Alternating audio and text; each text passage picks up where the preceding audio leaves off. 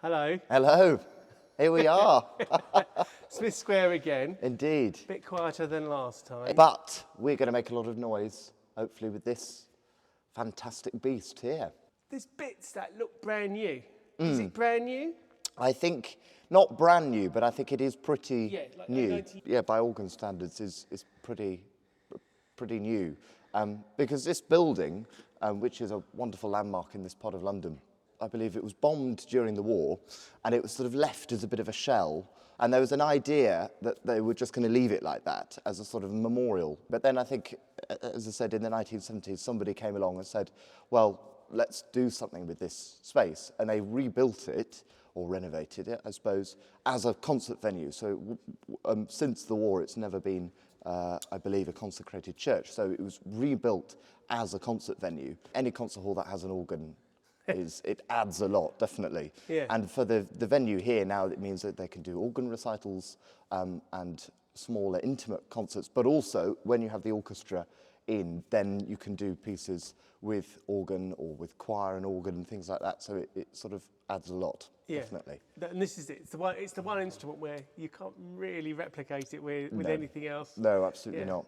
And I think the organ is sort of nicknamed the king of instruments, which, I don't know, being also playing the bassoon, I'm not entirely sure whether I quite like that, but it'd be difficult to call the bassoon the king of instruments. But anyway, I think the idea being, because it can do so much, it can also replicate every other instrument, as you see in the stops here, and make such a fantastic sound. How do you turn it on? Well, yes, this is the question. I've been given a key and a memory card. Okay. And so the key, first of all, I believe comes down here. This is the first ever time I've played this. There we go. Right. There we go. Light. Bit of light. That's nice. I like the fact they're prioritising seeing your feet. Yes, indeed. Really nice to see my hands. I don't know. Oh, here we go. Ah, excellent. There we go. Take my shoes off. I believe this will go in. Does that go in there? No. What's the memory card for then? Well, I think it's for, if you have lots of different people playing, they all have their different settings. So these buttons here, if I press one of them, there we go, it moves the stops here. Okay. So unlike the organ which I play at down in Brixton, which if you look back on the channel, you shall see me exploring that one and you walking inside the instrument, of course. Yes. So you can actually walk Get inside. That doesn't have any of these buttons. So when you want to take a stop, pull a stop, you have to do it manually like that, which is all fine and good until you have to do something quite complex with lots of registration changes, lots of stop changes, and then it can become quite difficult. So in the old days, an organist, before they developed these buttons, an organist would have an assistant who would then do lots of that stuff for you. With that, but you can encode it.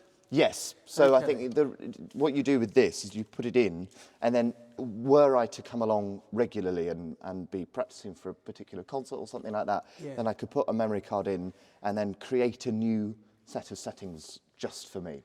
Because I'm not doing anything too complicated, Then perhaps you don't need it. I won't need it. But I'm also just thinking that that's probably the one bit of legacy technology that will age out really, really quickly. I mean, I'm looking at, I don't know what that format is. No, I know. And we have the same for the feet as well. So down here, we'll do, I think. Oh no. Ignore that. That does more general stuff. So the feet, I think, are down here. Okay. Whoa! There we go. So here, these are all the ones for the pedals. So fagot, which is German for bassoon. This is the bassoon stop, which you can hear.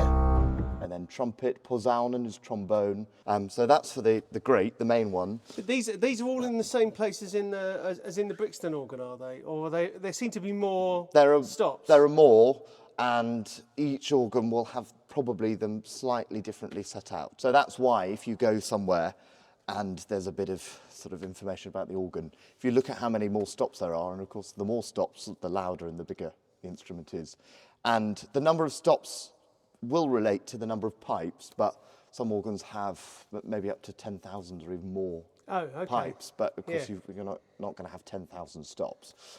So the stops all sort of work together, or the pipes work together for the stops, I suppose. From a navigation perspective, you seem to be, I mean, low, up, there's a logic. Yes, Low, you, higher, sort higher, of, higher. you sort of work it out, yeah. But you've got a sense where you're looking at those brass buttons Yeah. down on your feet below, that you immediately know roughly what they're going to do. Yes, more or Okay. less. Yeah, exactly. So what are they roughly going to do? So down here, 1, 2, Yeah. 3, 4. I believe these are the settings for somebody's put in for pedals. So number 1, which are the pedal board down here. Number 1 is probably one of the quietest. There we go. And then number 2, a bit louder. And number 3, and then number 4 will be the loudest. But you have a sense of what number 4 does, or that one over there, or actually is it pretty Not random? really, actually. Oh, okay. So at the moment now, I'm working out what is already set here, Okay. and what I could do if I'm to play a piece. The ones that are always the same and you can always understand are these ones here. So GT/P, SW/P, POS/P, and this is all to do with coupling. Some organs you see it's a bit like a sort of magic hand. You play it somewhere, you play it down here on the feet, and then on here the notes will go down automatically, but not all of them do that. And on the Brixton organ, it was harder to press the key. That's right. But that's not going to be the case on this one. No, I think it should be pretty standardised. So this button here, this is an important button. This cancels everything. So now nothing will make a noise. So then you can start again. Yeah. So all out, and then you go like that, and then it Okay. just shuts. And then again, on this side, are they doing same or different? Same things? same things. Yeah, there we go. So hautbois is French for oboe, so that's an oboe sound. Bassoon is bassoon, again like that. Vox humana is an instrument a bit like the oboe. The chalumeau is a sort of type of clarinet and flute and things like that. And then you have more organ sounds. So if I play, so that's just a stop. Then if I put on this one here, it sort of creates a chord. Because the other thing to look for in a stop, we look at the name, so that is the type of sound it will be making. But then if you look at the number, that demonstrates what octave you are at. Okay. So, Okay. So 8 here, so like if you're playing a piano and you play a middle C, like that, 8 foot. And the stop up, the pipe up there will be 8 feet in length. So add that on. You can just hear it. Even though, as you can see, I'm pressing down the same key, but the stop, this 4 foot stop, the pipe will be 4 foot in length, so therefore, or half in length, so therefore an octave higher. And then we can go even higher to this one here with our 2 foot. Am I seeing some 1 foot feet? And there is a 1 here as well, really high. Okay, dogs. That's amazing. Dogs are disturbed. Indeed, yeah. Yeah. Because if I then show you some music, if you were to play that on the piano, then everything would just come out sounding at the same octave, which would all be fine. But the beauty of the organ is that depending on what stops you decide to use, what registrations you use, you can completely change the effect. And of course that is then dependent on what situation you're doing. If it's a big triumphant solo recital, you might want something really loud, but if it is something a bit more intimate, you're accompanying a moment in a service or something like that, then you might want something a bit quieter. There may be, there we go, there's a 32 foot down here in the pedal. So if I demonstrate with the octave, put my foot on there, then the 16 sub bass, which is sort of becomes more of an effect. Really, really hot, yeah. And then this one probably even more so. Oh. It's this sort of tingle, isn't it? Yeah, so audience, you literally sort of feel the room slightly Exactly, vibrating. exactly, exactly. I will simulate this with a slight shake. There we go, yeah, indeed, you can feel it. When you play with your feet, there are sort of 4, of course, with the 2 feet, there are 4 different ways we can or 4 possible ways we can play a note with our 2 feet, because you can either use the toe or the heel, and a combination of both. So if you were to do a scale, you might do something like this. I don't know if you can tell, but start with the toe on your left foot, then to heel.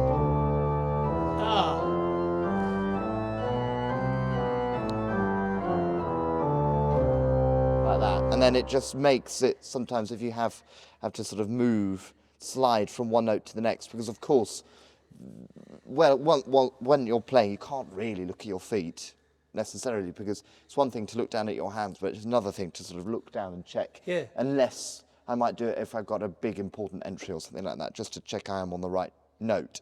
But a lot of the time, of course, you just have to feel it, like with your fingers, but therefore using the toe and the heel. So, Like so it's a bit, but it's the equivalent of learning fingering on when you're playing piano. Exactly. You've got to. Exactly. There isn't necessarily just one way to play it. No, no, and you choose here, and that little sort of circumflex means toe, and if I remember correctly, under the music is your left toe, and above the music, like that, is your right toe.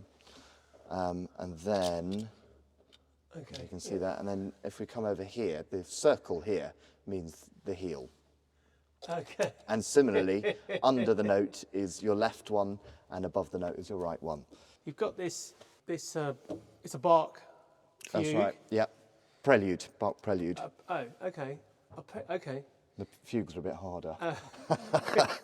That's just over 2 systems. Yep. But what you're then doing is you're going to be making some decisions about which overtones to turn on to get the particular effects that you're after. Exactly. And also then the overall global volume. Indeed. Every time you come to perform it in a different place, you will be able to create something new with whatever tools you've got here.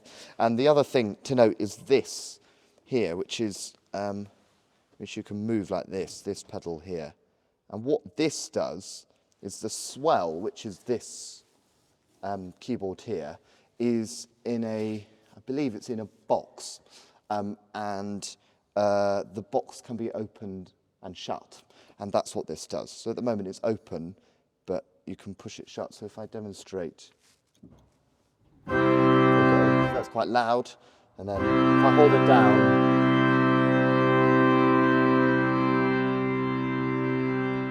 very distinctly different. Exactly, exactly. Because sometimes subtlety of dynamics can be quite difficult to create on the organ, because each one has a different timbre. So, but I think you had that in the Brixton organ. We had one. It's not as easy to use as this. I feel like a bit like a sort of child in a sweet shop, though. I've got all these things to do. Let's see what we've got here. It's quite good.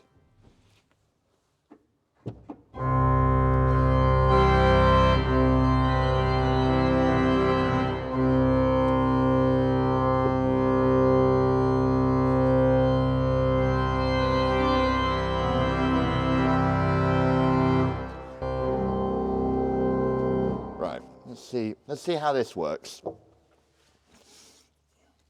I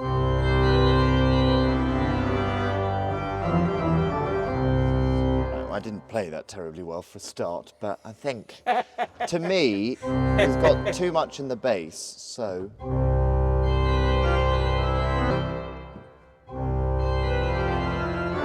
That sounds better. It felt to me like what you were doing then was less turning things off than turning things on higher up. Is that right? Yes, yeah, indeed.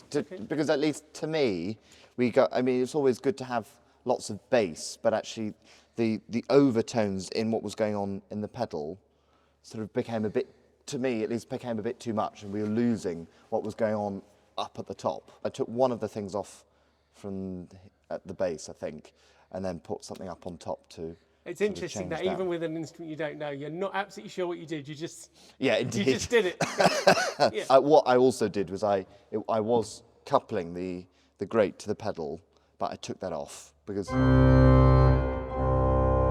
just slightly takes the edge off it. There's another important stop, mixture. If I take it off, there you go. We've got quite a sort of trumpet brass sound, and then when you put the mixture on, you get this sort of angelic, ethereal sort of starry sound, but I didn't want that on the bass because then, as I said, then it becomes, those overtones become too much. So I'll give this another go, see if this is any better.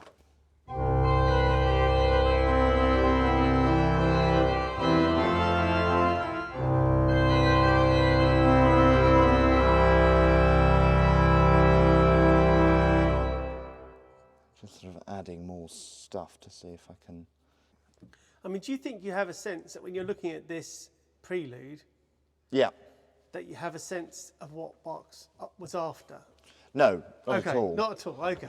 I mean, some people would argue yes, I suppose. And I'm not entirely sure where he wrote this, but probably in Leipzig, I'd imagine. You can look at the organ that is there, which has probably changed since Bach was there, but maybe sort of still has similarities. Yeah. And so you can sort of argue, oh, well, there's a certain thing that will suit that. And within the organ world, you have various different schools of organ building and therefore organ sound. So German organ or a Dutch organ or Danish, sort of Northern European, Germanic, will have quite a bright, clear sound, which works very well for Bach.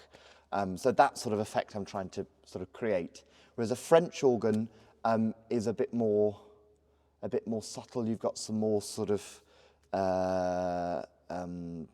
less defined stops, I suppose, or a less defined sound. I mean, they still have something that is very clear and bright and everything. But if you listen to some music by Messiaen, for example, on a fantastic French organ, then you'll hear what some of these fantastic sounds that they are able to create. And on here, we've got some of them. So the voix céleste here, it's less, so if I compare it to this, okay, that's a sort of flute sound, sort of pretty standard, whereas this voix céleste here is a bit more, again, sparkly perhaps, and you can add that in with things like the one which slightly changes the pitch, like that, and then you get this sort of funny out of tune sound, which is rather fun. I was just going to say that it's almost. I mean, so you're actually even playing with some slight dissonances. Wow. Which is part of the fun thing. Yeah. Did you give me an example of a German one in the end? Over here, yes. Sort of something that's quite bright, like that. Sort of that probably comes across. Maybe without the mixture. We've got lots of reeds there, so this is a good organ because it's got lots here. It is German, but it's got lots here. You should be able to do everything. Exactly. Yeah. Is there something like mad that you would go, well, I'd never do this? Well, this would be crazy. Well, probably.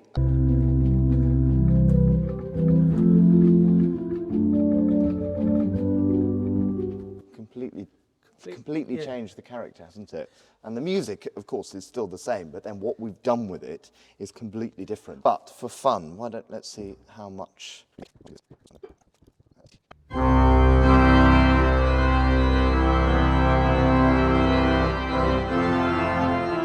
So there, you're kind of just hearing the bass. Exactly, yeah, and you don't.